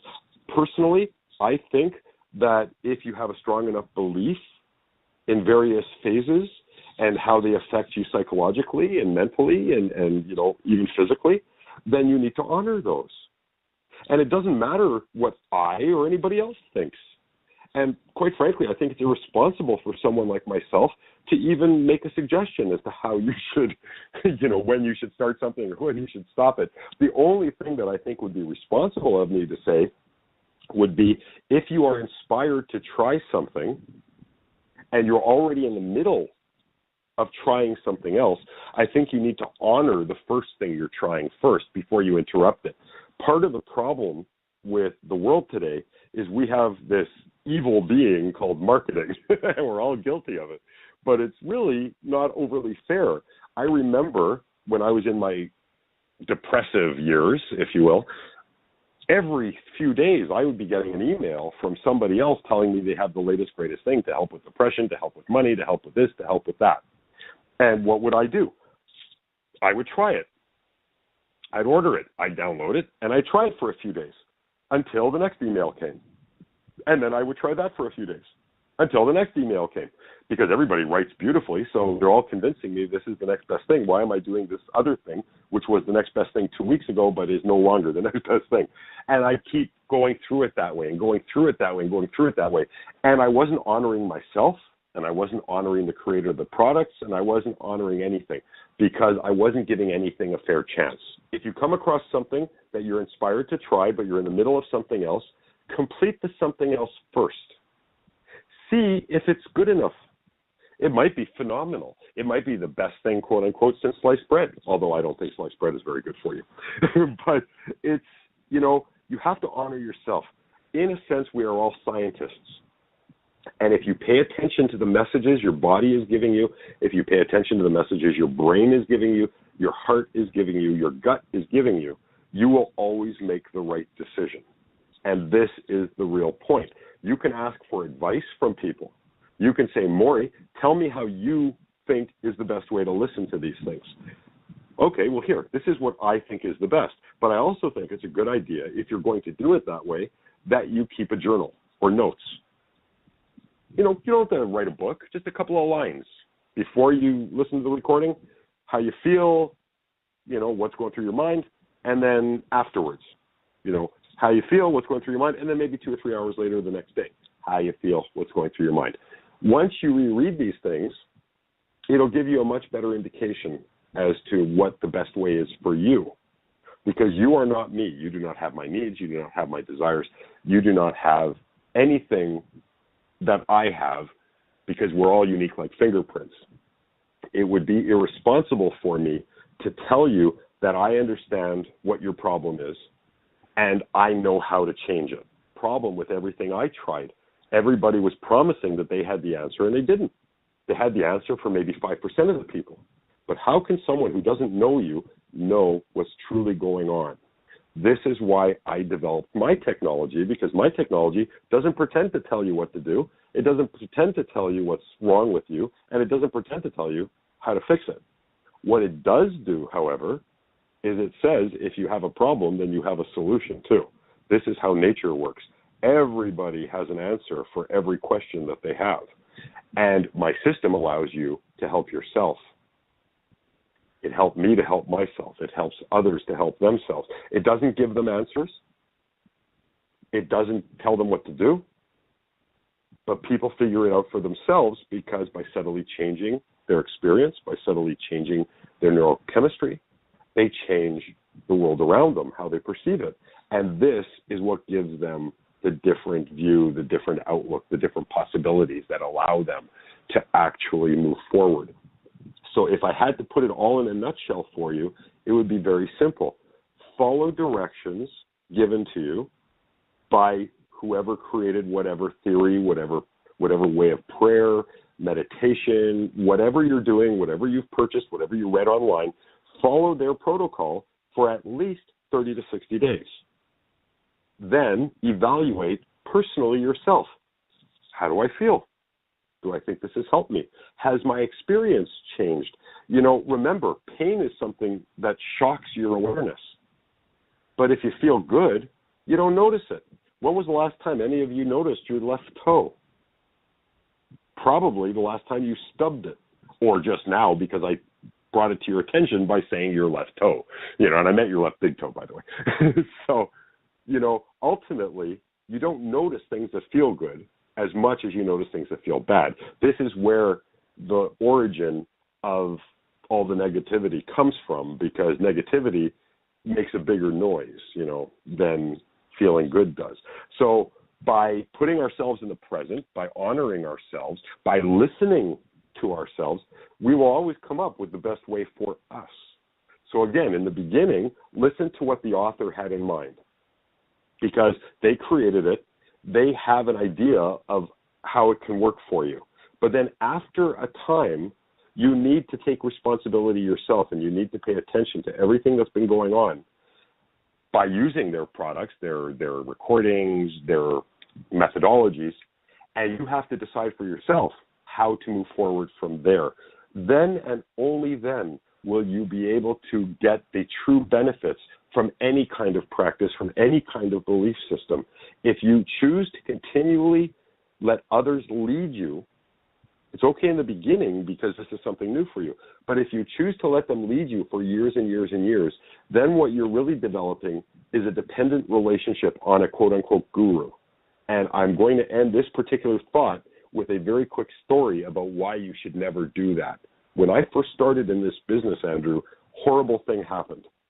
I had a young lady in California, severely depressed. She was abused. She's living in a women's shelter. Discover my products. She started listening, and we talked a lot. I offer myself to my customers at no charge.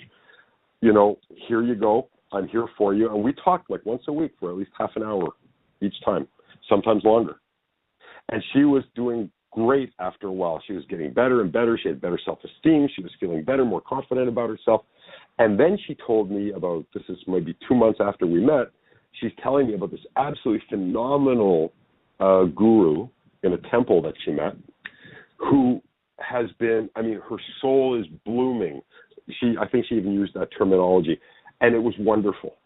And she, of course, stopped using my recordings because she didn't need them anymore, because this gentleman was guiding her and I guess her conscience and her decision-making process, and she went to him for everything, and he really had this ability of making her feel wonderful.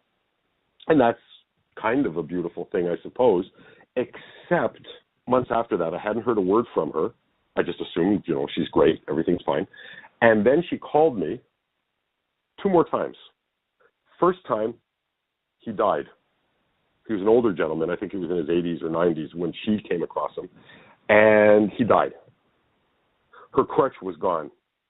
She plummeted even lower than when I met her. I talked to her a couple of times. I haven't heard from her since. This is why you do not give your power to anybody else. Understand that if my recordings change your life. It wasn't really my recordings that changed your life. It was your decision to use them. It was your decision to use them properly. And it was your decision to take responsibility for your own well-being that changed your life. I may have created a tool for you, but I am not the one responsible. You are. You have all the power. It's your decision-making process whether anything I say today means anything to you and whether you decide to take any action on it. It's entirely up to you.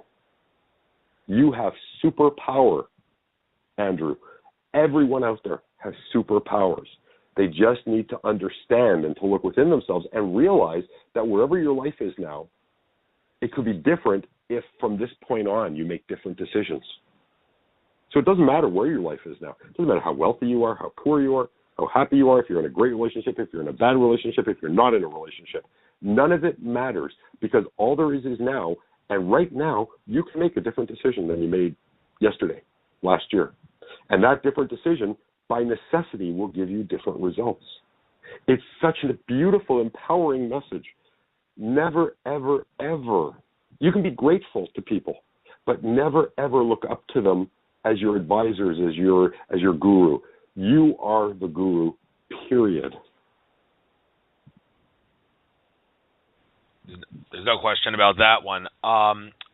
Quick thing here about the Brazilian government. Your work has become popular with the Brazilian government and a Brazilian university. I guess you could take a couple minutes to talk about that. I do want to talk about the whole food thing and all that, maybe spend the final 25, 30 minutes of the interview to talk about that. So just briefly talk about this, maybe a couple of other things before the food thing I want to ask you about. But the whole stuff about how it ties in with Brazil, talk about that, please. Certainly. Okay, a number of years ago, I was approached by a captain in the Brazilian military who came across actually a pirated website of all things, and he was so impressed by the effects that he was getting listening to my recordings that he contacted me personally through an interpreter. The long and the short of it is they did a research study that was commissioned by the Brazilian government and the Mato Grosso University in Brazil, which is one of the more prestigious universities there, and they did their testing on students for the military police. Now, I don't know how many of you know anything about Brazil, but they do not have the best relations with their authorities, okay? And one of the things they were trying for with this new breed of police, if you will, would be to have a much better relationship with the public. Not only that, but it's an exhausting job, absolutely exhausting, far more exhausting than any other police force in most parts of the world because of how violent and how ridden, crime-ridden and crime family-ridden the entire country is. So they did this research study with these students, and they found that the students were able to learn faster, handle larger school workloads. They, by the way, work while they actually work while they're learning as well. They were able to handle larger real workloads, like out on the streets, and require less sleep, be less tired, be more efficient, and had better relations with the public. Okay? This report is actually available on my website if anyone's interested to actually read it. And long and the short of it is they told me that they're using it to actually help train their military police now. So it's part of their school repertoire, if you will. People will have to use this because it helps them to be calm and effective on the job. It helps them to have more energy. It helps them make clear decisions. And again, this is simply a matter of exercise. When we exercise our muscles, it makes us stronger. But the strength isn't just, single-faceted. It isn't just there to help you lift things. Strength can make you run faster. It can make you, lift heavier objects. It can make you push things. It can make you do all kinds of things because strong muscles can do a whole bunch of things, not just one. A strong brain helps you in so many respects, not just one. And more recently, actually, there was a new research study that was just released by a Jamaican university in association with universities in the UK and in the US with pre-math anxiety for college students. I think it was algebra or something to that effect. And again, the study, they used 3 different groups of students, and one group were listening to the recordings as per my instructions for a 13-week period during exam process and pre-exam process. Another group started listening halfway through, so at the 6.5-week mark. And then the third group was a control group who didn't listen at all. Each group, the more they listened, the better they did and the lower they responded on stress testing. So there is real science behind what we're doing here. We are taking advantage of natural processes in the brain that have been there since the very dawn of time. Believe it or not, going to the washroom, having sex, hunting, sleeping, and then doing it all over again, this was a simpler lifestyle with much less stress than we have now in our current lifestyle. And the human brain, even though it's grown and it has changed through the millennia, essentially the design is the same. And we need to have certain amounts of neurotransmitter, endorphin, hormone production in order to be healthy. We were designed this way. This is how we're physiologically designed. Because of the way we live now, we don't get into those brain states, stable brain states, for long enough periods of time to produce the necessary neurochemistry that we need, that our brains were designed for, our bodies were designed for. And this, I believe, to a large extent, explains dysfunction and illness. So when we practice brainwave entrainment, it takes all the challenge away, it takes all the effort away, because it takes advantage of something called the frequency following response, which is a natural response when the ears produce electric signals. Ba, it produces a pulse, and then there's nothing. Ba, another pulse and nothing. And depending on the pulse rate or hertz level, how many times per second it goes on and off or beats, ba, ba, ba, ba, ba, your neurons, your brain cells, will start to pulse at that same rate. As that happens, you release different types of neurochemicals as a result of these brain states. And that's what makes you happy, healthy, strong, blah, blah, blah. And that's what we're missing from way back then. Using properly engineered entrainment will help you to achieve these stable states more often for longer periods of time, and they allow your brain to produce with reasonable nutrition. Okay, you can't really eat McDonald's 15 times a day and nothing else because you're not getting a lot of real nutrition there. But with reasonable nutrition, so you have the building blocks, you'll be able to produce closer to what the body and the brain was designed to have. Because right now, we just don't get it. Thank you very much. A couple final things about brainwave entrainment before we get into the health and nutrition stuff. One thing that, just to clear up some confusion, you did clear this up with one of your interviews with Natalie Ledwell about when you should and should not use headphones. I mean, I understand it's kind of broad because maybe there's a lot of different videos that would that relate to this, but one specific one is the money one, in which a lot of images are shown, and it's the same thing morning and night, the same video, but the sound is different because in the morning you use the headphones, at night you don't. Could you please quickly explain why it is in the morning you use the headphones and the night you don't, and maybe in general quickly touch on when you know when you should use headphones and when to not use headphones? Sure. Yeah, no problem. Basically, it's very simple. When it comes to the My Movies recordings, the morning recordings have the brainwave entrainment. So when you actually watch the videos, you're hearing bop, bop, bop, bop, bop, bop, bop. That use the headphones, okay? Because the closer the source of the percussion to your ear, the more effective it will be on the process that creates the entrainment, as I explained through the frequency following response. At night, we're listening to the subliminal message. So what you'll hear is music.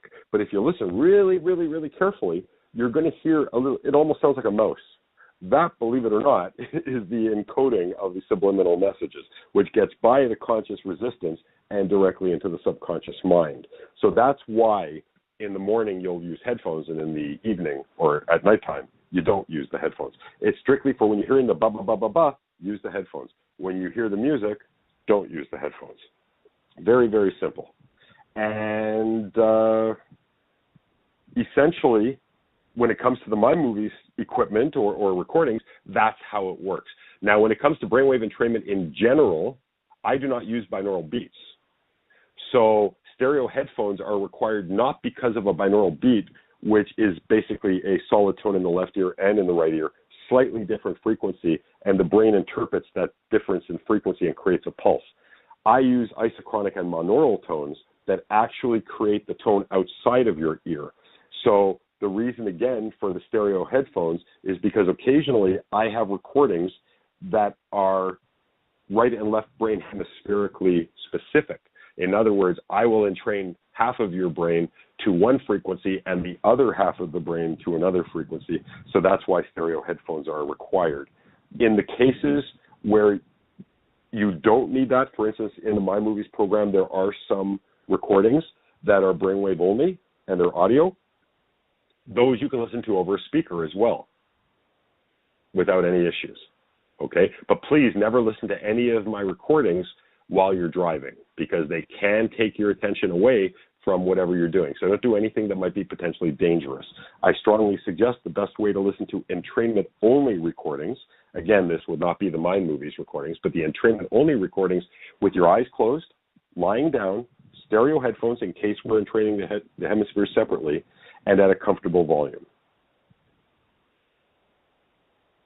Okay, well, that actually does conflict with something I personally do. Whenever I listen to the Brainwave Entrainment ones, like there's the Money Subliminal one and there's also the Abundant Success one, I make sure to listen to them for at least 15 minutes during a session. Do it every other day, alternating between those two. But the thing is, I never actually do listen to those as like a meditation. I actually try to kill two birds with one stone. Whenever I am listening to those, I'm always doing something else on my computer, like maybe Patriot community stuff, spreading things to expose tyranny or whatnot, or checking email or something. And I remember people saying, well, it's okay because those things contain subliminal messages, so you can do other things. You can work, you can jog, you can even talk to other people as you're listening to it, and it's okay because the subliminals are still there. But of course, other people would say, well, yeah, but you're not making the best of it, because if you treat it like an actual meditation with your legs crossed and arms in a lotus flower position, then it's certainly going to be better. So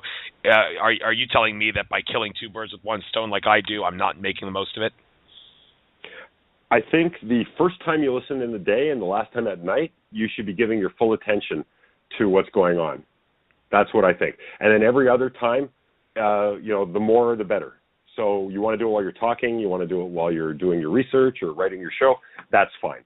But you should give some dedicated time, and it's not necessary unless you feel it's necessary to be in the lotus position. You can be lying down or reclined in a chair, anything that's comfortable for you. That's, in my opinion, what matters more than anything else. For professional meditators or people who take it really seriously, again, if for you, your belief system, your education tells you that it's better to be in the lotus position, then definitely use the lotus position. But if you're more of a quote-unquote amateur like myself, I just do what feels right. And it's totally changed my life around. So that's why I suggest to other people, do what feels right within certain levels. You don't want to be driving while you're listening to these things. The My Movies product has a fantastic thing where you can actually have kind of like a ghost image over the entire screen while you're working. That's a phenomenal option to have it in the background, and it works beautifully from a subliminal standpoint as well. Thanks for pointing that out. All right, now we'll switch gears and talk about the health expert skills that you have. I say you're a health expert of sorts, and well, maybe I shouldn't say of sorts. Maybe you really flat out are. I didn't read that article that was sent in an email yet, but it was a pretty long, several pages long. You don't have to touch on everything there. But before you touch on that material, there's two things I want to strictly address. The issue of sun gazing and caffeine use. First of all, I am an avid sun gazer. It is definitely true that looking at the sun will not hurt your vision. You also don't have to do it during the first hour of sunrise and the last hour of sunset. You can do it any day, even at high noon when you're walking down the sidewalk, because the electromagnetic energy of the sun, because the sun's electromagnetic, it's not nuclear fusion. It'll bypass the physical, go right to your brain, and help you for the better, neutralize everything. It can even be used as a food source, as people people like Hyraviton Monic, also more appropriately known as HRM, can attest to.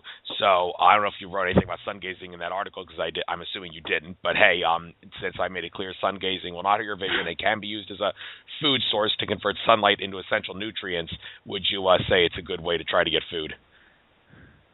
Well, you know what? I really don't have any knowledge with respect to sun gazing and food, so I don't feel comfortable commenting on that. But one thing I will tell you is that the body, and we're all very aware of the fact of vitamin D and how important that is for our sleep, for our health, for the ability to absorb other nutrients and minerals, as well as,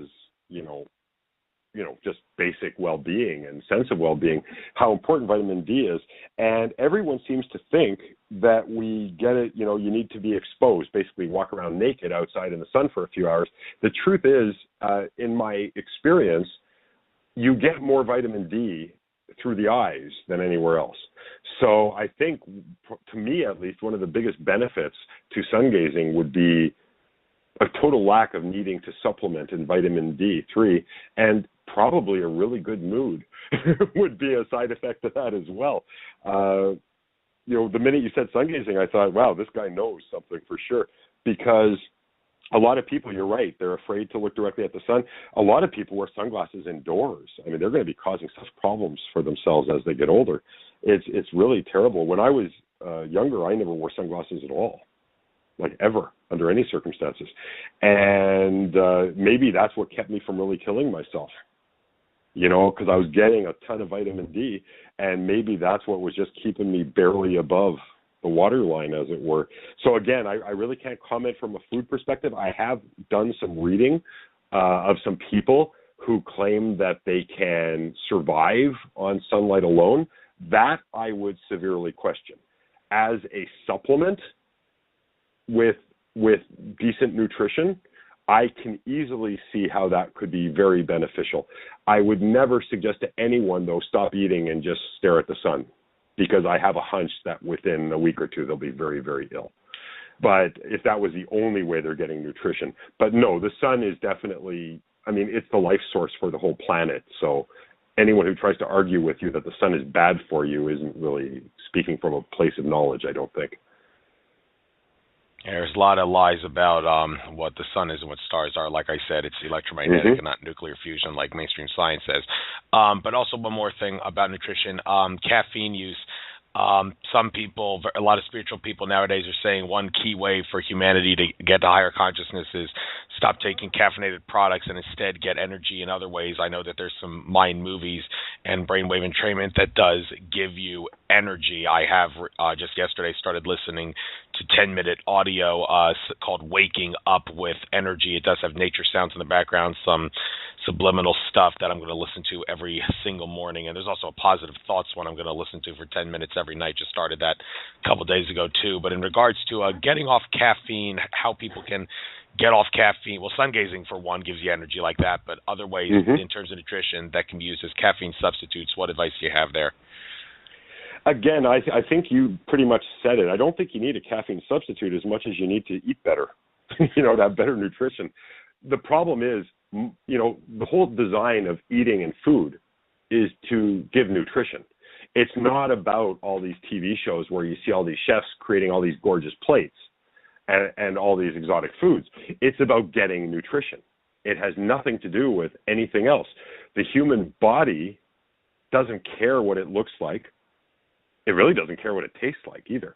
The human body just cares about getting what it needs. So from my perspective, and I used to be a coffee addict, by the way, and I haven't had coffee in 20 years. What changed it for me was just eating better. Now I eat pretty much organic. I eat a good cross range of different types of fruits, vegetables, proteins. I would almost say that I'm like a 95% paleo diet person. If someone wants to know more about that, they can look it up online. There's lots of information, both positive and negative, written about paleo.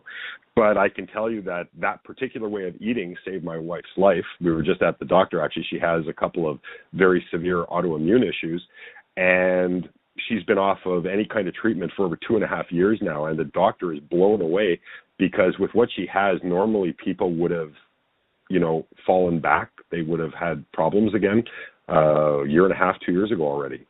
And she not only shows no signs of rebounding, but she is getting healthier and healthier each time we go for blood work. And the doctor can't attribute it to anything except the fact that she changed her diet. That's the only thing. 90% of what affects you from a physiological standpoint affects you from what you put in your mouth. Your skin the pores are small enough that not a lot gets through there, in the form of environmental toxins and things. They really get in through your mouth. So I think if you stop with the fast food, if you start eating more fresh food, if you watch the sources of your food, if you stay away from genetically modified, I'm sure you've done shows on Monsanto, if you stay away from genetically modified foods, some of the worst ones are strawberries, corn, that kind of thing. And you pay more attention to what you put in your mouth, I think you'll find that you have more than enough energy. I mean, look at me. I don't drink coffee, and you can't shut me up. I don't drink coffee either, although I do drink half a bottle of 5-Hour Energy in the morning and then half when the 2:30 feeling hits, and then maybe if I have to do something at night, I'll take some Pollen Burst, but no coffee for me. Hopefully I will get off caffeine too. I haven't taken a Pollen Burst in a long time though, so maybe soon I'll get off the 5-Hour Energy as well. But we want to talk about the health expert stuff that you've talked about in that big article. By the way, the live feed for this show is going to go off in 23 minutes and 40 seconds. So if you want that entire article, I don't know if you'll be able to talk about all of it, but all the key things, if you want, you can spend 21 and a half minutes talking about that. I need to finish up the show with a couple of statements. So 21 and a half minutes to talk about everything in that article about nutrition. You got the floor. Talk about it. Okay, thank you. All right, the article's name is Food for Thought. So for those of you that want to read it, the information is readily available off my website, themorrymethod.com. All right, so that takes care of that. Basically, we need to understand that food is life. Okay, we are all food for something, and everything is food for something else. So even though there are currently no animals that make us a regular part of the menu, we are still food for Mother Earth. When it is our time, and our energy goes elsewhere, our physical forms go back into the earth and nourish it. Okay? That is the same thing as eating. It's the same thing from our standpoint. Now, when it comes to my science, interestingly enough, and I've explained this already, how different frequencies, different pulse rates, if you will, can create different neurotransmitters and other neurochemicals, only if you have the necessary precursors, which means if you eat at fast food joints, which I like to say have more plastic in their food than they do in their cutlery, then you're not really getting a lot of those building blocks.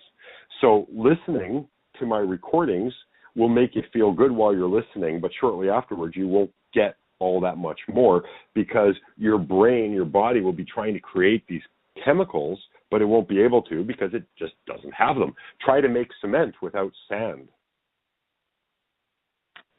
Try to make it without water. It just can't happen. So it's very, very, very important to consider yourself a living being that requires proper nutrition. Now, the way the world works right now, it's not so much, it's getting a lot better. I'm sure everybody's noticed that, organics and more natural food, it's kind of making a comeback. But up until recently, at least, most people care more about taste and flavor than they do about anything else. And that's a real problem. Sugars, processed sugars are horrible for you. Processed salt, pretty much anything processed. If you want a good rule of thumb, stay away from any food that you can't pronounce the ingredient. Okay? Anything that has all these weird names. And by the way, aspartame has been linked to brain cancers and all kinds of anomalies.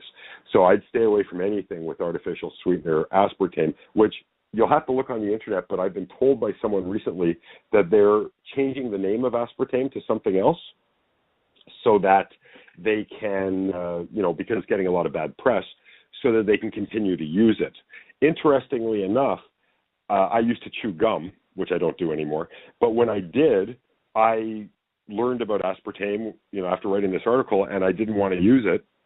So I started looking for gum that had sugar in it. Now, of course, sugar is better than aspartame, but it's not much better, especially because it's processed. But so I bought it with sugar. And then my wife pointed out to me in the ingredient list that down the ingredient list, there's aspartame also.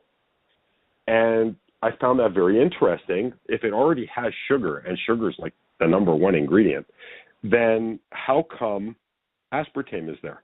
And I did a little digging, and it turns out aspartame is addictive. One of its many beauties is that it's addictive. And this is something you need to know about a lot of the foods that are bad for us. A lot of the pre-processed, pre-packaged stuff has properties in it, chemicals in it, that are addictive. These companies want you to keep buying more and more and more. When I was 12 years old chewing gum, I had a piece of chewing gum and I chewed it. And when it was done, I threw it out and that was it. When I was in my late 20s and I'd chew a stick of chewing gum, I'd go through 3 packs. My mouth would be sore before I'd stop. And now I understand why.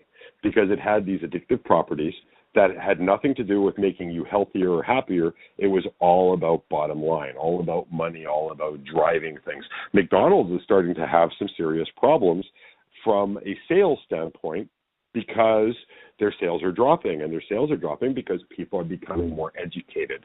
People are understanding that this is not the way to bring up your child. It always struck me as amusing. Well, earlier it was amusing, and then it kind of made me scared how so many people in North America are literally gigantic, like obese beyond reason. And I would find out that a lot of these people weren't really eating all that much. And they certainly didn't have tons of money to eat all these rich foods in rich restaurants. It was because they'd be eating their $3.50 McDonald's in the morning, and then they'd go to some other fast food place in the afternoon for another $3. Every day they can eat for $10, which is certainly affordable, but these foods just screw with your system so badly that every calorie sticks. None of the calories are useful. They don't allow you to produce necessary chemistry that your body needs, that your brain needs. And they produce, North America is the most depressed area in the world per capita. And you have to wonder, when you read and when you do a little research, the most industrialized nations, so-called first world nations, are also the most medicated from an antidepressive standpoint. And you have to wonder, but we all have iPhones, and we all have Samsungs, and we all have 4K TVs, and we all have cars, and we all have this, and we all have that. And then cultures that are basically living, 200 years ago, 300 years ago, 2,000 years ago, like they lived, are happier than us. What are we missing? I mean, it's more complex than just the food, but you can imagine that these people are creating their own food. They're growing their own food. They're harvesting their own crops. They're not dealing with genetically modified things that are designed to make us certain ways. We have a lot more disease, a lot more dysfunction than we used to have in varying ways.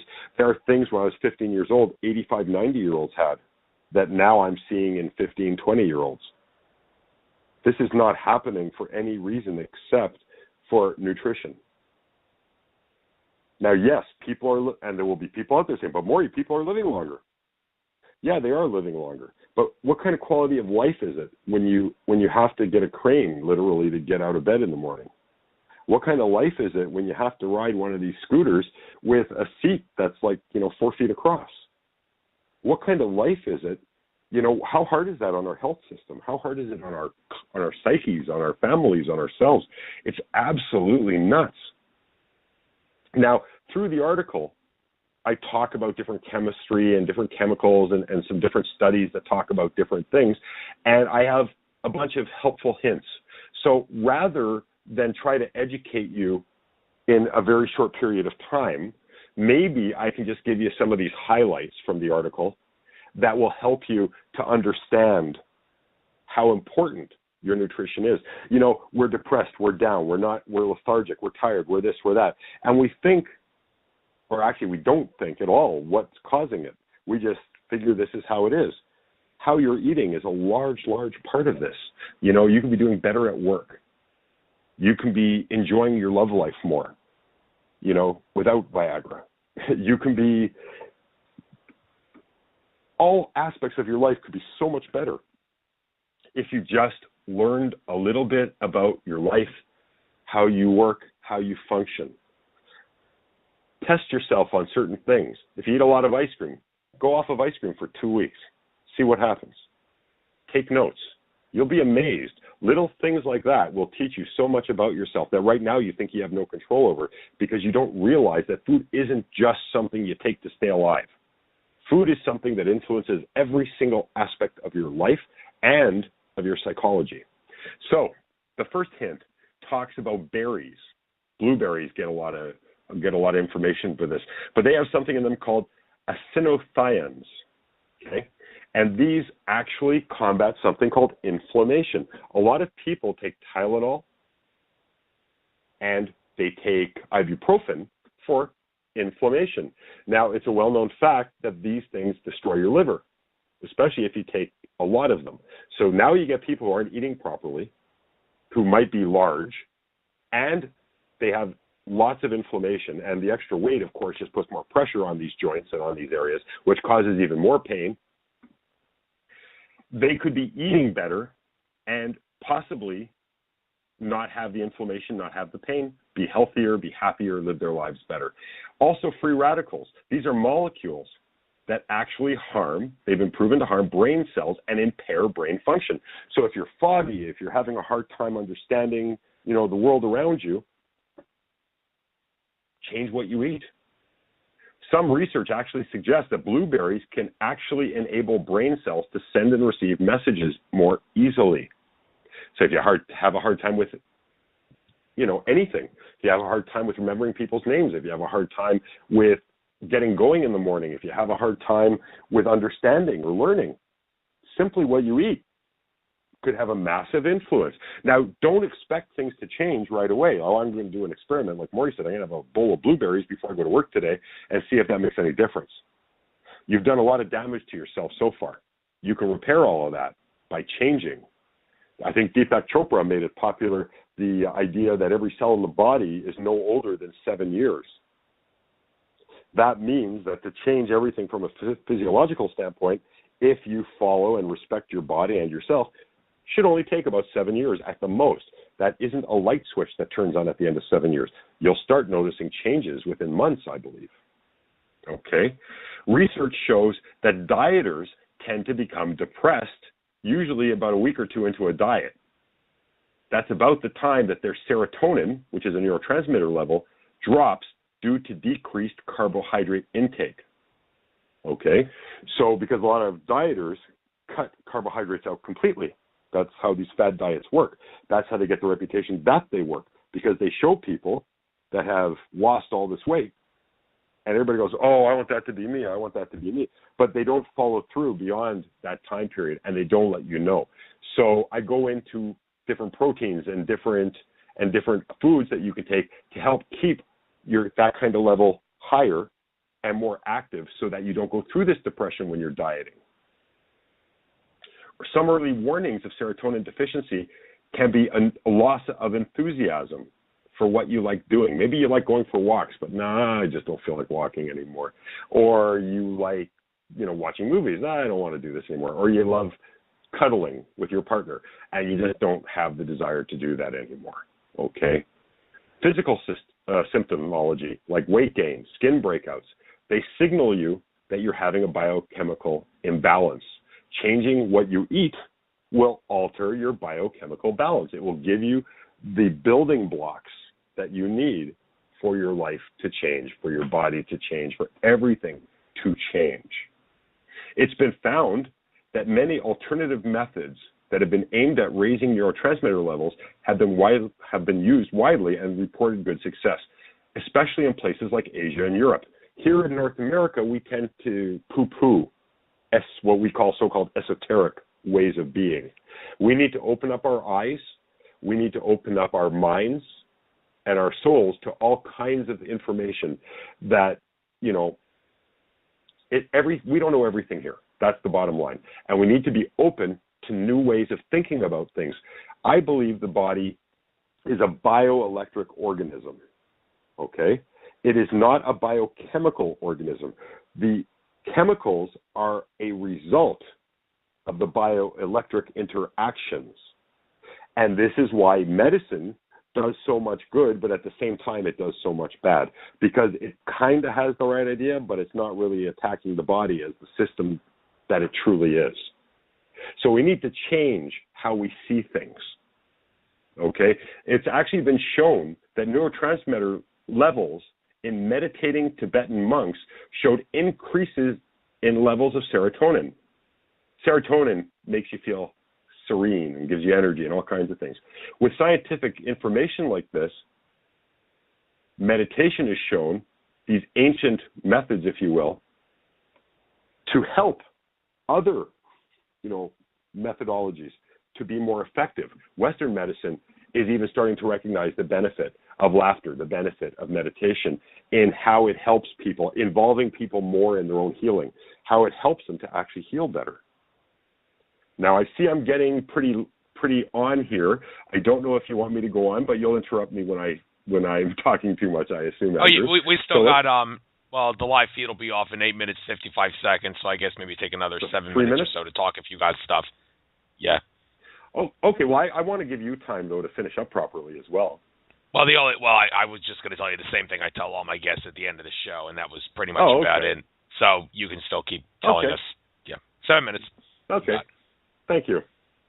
Okay, so the next hint in my article talks about how it's important for you to be aware of the fact that stimulant-type foods, such as coffee, tea, chocolate, I hate to break it to you, Andrew, 5-hour energy, all of these types of drinks, only temporarily boost some neurotransmitter levels.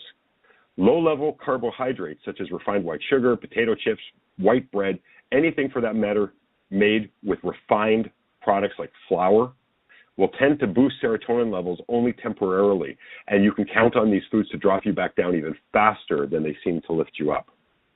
They're really not a fix. They are not a fix at all. And you were talking, Andrew, about having an issue with that 2 to 3 o'clock. That's actually it's a potassium-sodium balance in the brain that's off, and that's what makes people feel that kind of that lethargic feeling at 2 to 3. Running a theta session. I have a recording called Neural Synergy, okay, in my Quantum Mind Power program. Using theta meditation for 20 minutes will help you to totally avoid that, because that's all that's happening. You're having a sodium-potassium imbalance in the brain. Using a theta meditation helps to keep that from happening. So there you go, all right? Let's see here. We still have some time, so let's keep going. The sixth hint that I talk about, chocolate bars, okay, which everybody loves. I used to be addicted to these disgusting things, are totally loaded with refined salt, refined sugar, caffeine, and fat. Many have 300 or more calories per bar, and they are super empty calories, not one useful calorie in there. Like a body demanding heroin for its balance, the body craves sugar, it craves salt, and it craves fat. You wrap them all up into one item like that, you're setting yourself up big time. If you take candy from a sugar junkie, look out. Remove sugar, processed fat, salt from your diet, and you will crave them, okay? So you will be likely to face withdrawal symptoms similar to that people face when they're withdrawing from serious drugs and alcohol. Now, organic strawberries and bananas don't actually cause cravings. They have natural sugar levels, natural sodium. You never feel guilty about eating too many cantaloupes, right? Okay? You don't hear little voices in the back of your head saying, eat, eat, eat cantaloupe, because these natural foods balance the body, and the physical cravings are caused by biochemical imbalances. Very important to remember. You only feel the urges, you only feel the cravings when you're imbalanced, and they're caused by what you think you're taking to relieve and alleviate these feelings. Street drugs, marijuana, alcohol, caffeine, nicotine, salt, saturated fat, refined starch, refined sugars. All these things cause cravings because they imbalance your body's chemistry. This is a well-known fact to anyone who bothers to care to learn. Addictive substances cause the body to become dependent on unnatural substances for balance. It's called homeostasis, okay? When they are removed suddenly, they can cause symptoms associated with withdrawal. And during withdrawal, the addict suffers through painful readjustment as the body cries out for the missing substance. So, if you want to help yourself, it's really important to do it slowly. Do not cold turkey yourself. You're not a hero if you quit cold turkey. You could actually cause yourself severe problems. Case in point, I knew a kid when I was younger who was on antidepressants. They worked amazingly well for him. He'd be on them for 6 months and go, I've been great for 6 months. I don't need these things. He would stop them cold turkey. Within 3 or 4 months, he'd be a raving maniac, and he'd be back on them. Then he'd be fine for 6 months. This went on for 2 or 3 years. He ended up committing suicide because he couldn't take the up and the down, the up and the down. Don't take a risk on your psychology or on your physiology by thinking you're some kind of a hero or wonderful person because you could do it, cold turkey. Do it slowly, do it functionally, allow your body to gain its balance back naturally. Natural homeostasis is the best kind you can have, and you won't likely get that by suddenly cutting yourself off. Most people also need a true balance of omega-3s and omega-6 polyunsaturated fatty acids to feel normal. Keep in mind that most of us here in the Western world tend to ingest an abundance of omega-6 and not enough omega-3. It's this imbalance that can directly affect the structure and substance of the membranes in the brain. Okay? With these helpful hints, I'm really trying to get across to you how much what you eat affects you physically beyond what we all accept as just we need food to survive. We need to understand why we need it to survive. We need to understand what it is about the food that allows us to survive. Because how about we don't just survive? How about we flourish while we survive? Okay? Now, I'm just going to give you, before I end here, a very partial list of some foods that are good for you. Okay? And this is a partial list. Okay? Avocados, bananas, lean beef, brewer's yeast, broccoli, brown rice, brown sprouts. Now, for myself, being paleo, I tend to stay away from things like rice and grains. Okay? Any kind of grain. That's just my choice. Okay? This is a generalized list. I just don't want to have a bunch of people emailing me saying, yeah, but you say you're paleo. You don't eat rice. You don't eat bread, do you? So there you go. Cantaloupes, chicken, cheese, collard greens, eggs, flaxseed oil, legumes, milk, oat milk. Don't have milk either, by the way. I don't. Oatmeal, oranges, peanut butter, peas, potatoes, romaine lettuce, salmon, soybeans, which I also stay away from, spinach, tuna, turkey, wheat germ, and yogurt. Okay? To give you an idea of the other side of the fence, bad things. Alcohol, artificial food colorings, artificial sweeteners, colas and all soda pops, corn syrup, anything with hydrogenated corn oil or any kind of byproduct from corn, frostings, any drinks that are high in sugar content, hydrogenated fats, junk sugars such as those found in candy bars and other food treats, nicotine, white bread, and any form of overeating. Now, please understand that these are just partial lists. You've got to do your own research. You've got to take responsibility for your own health. Figure out what you're eating. Figure out what of it is bad. Slowly wean it out. Replace it with something good. Last little issue here. Always consult a healthcare professional before you start any kind of a diet or nutritional supplement program, such as taking high doses of vitamins, minerals, or even changing the kind of food that you're eating. Okay? I have given you suggestions, ideas to think about. Remember, I'm not the guru. You are the guru for you. It is up to you to do your own homework to find out what's right for you. Small changes in your diet can have massive effects on your health. So check with your doctor, check with your nutritionist, and take responsibility for yourself. Thank you. Thank you, Morry. And since we have come to the end of this show, like I said, I'm going to tell you the same thing I tell all of my guests. Morry, You are a fascinating individual, and I have no doubt that I could certainly do another show with you. But one of my goals with this radio show is to get as many different guests on my show as possible before giving any one specific guest double dips, as I feel that is the most impartial, fairest, and ultimately the most informative way of doing a show that exposes the nature of reality. And with that said, I probably will not be asking you to come on my show again, but please understand that's only because I need to give thousands of other fascinating individuals the chance to have some glory on my radio show. But mark my word, I will make sure. Yes, mark my word, I will make sure that this interview gets read far and wide. I will upload it to YouTube like I do all my other interviews, so people that can't listen live can archive it. And I've no doubt that they will learn a few things, and the people at Mind Movies and people that do work like you do are definitely going to be making a little bit more money now, because more people are going to want to buy stuff because of this radio show. So, and the health stuff too, that was very key too. I appreciate the time, and I never expected more. I'm honored to have what you gave me. Thank you so much. Thank you very much for coming on. Take care. Good luck. You too. Later. That's the end of this show, folks. Next week we'll be having a radio show host. Vinny Eastwood from New Zealand will be on my show. Always want to have another radio show host on my show because, well, radio show hosts, we interview a lot of people. It may be the best guest we could possibly have, another radio show host to come on a radio show host show, because we've listened to so many fascinating individuals. But Vinny Eastwood will be on next week from 6 to 8 p.m. Eastern. But this is Andrew Fisher signing off from Nature of Reality Radio. Enjoy your rest of your trek throughout infinite consciousness, everyone.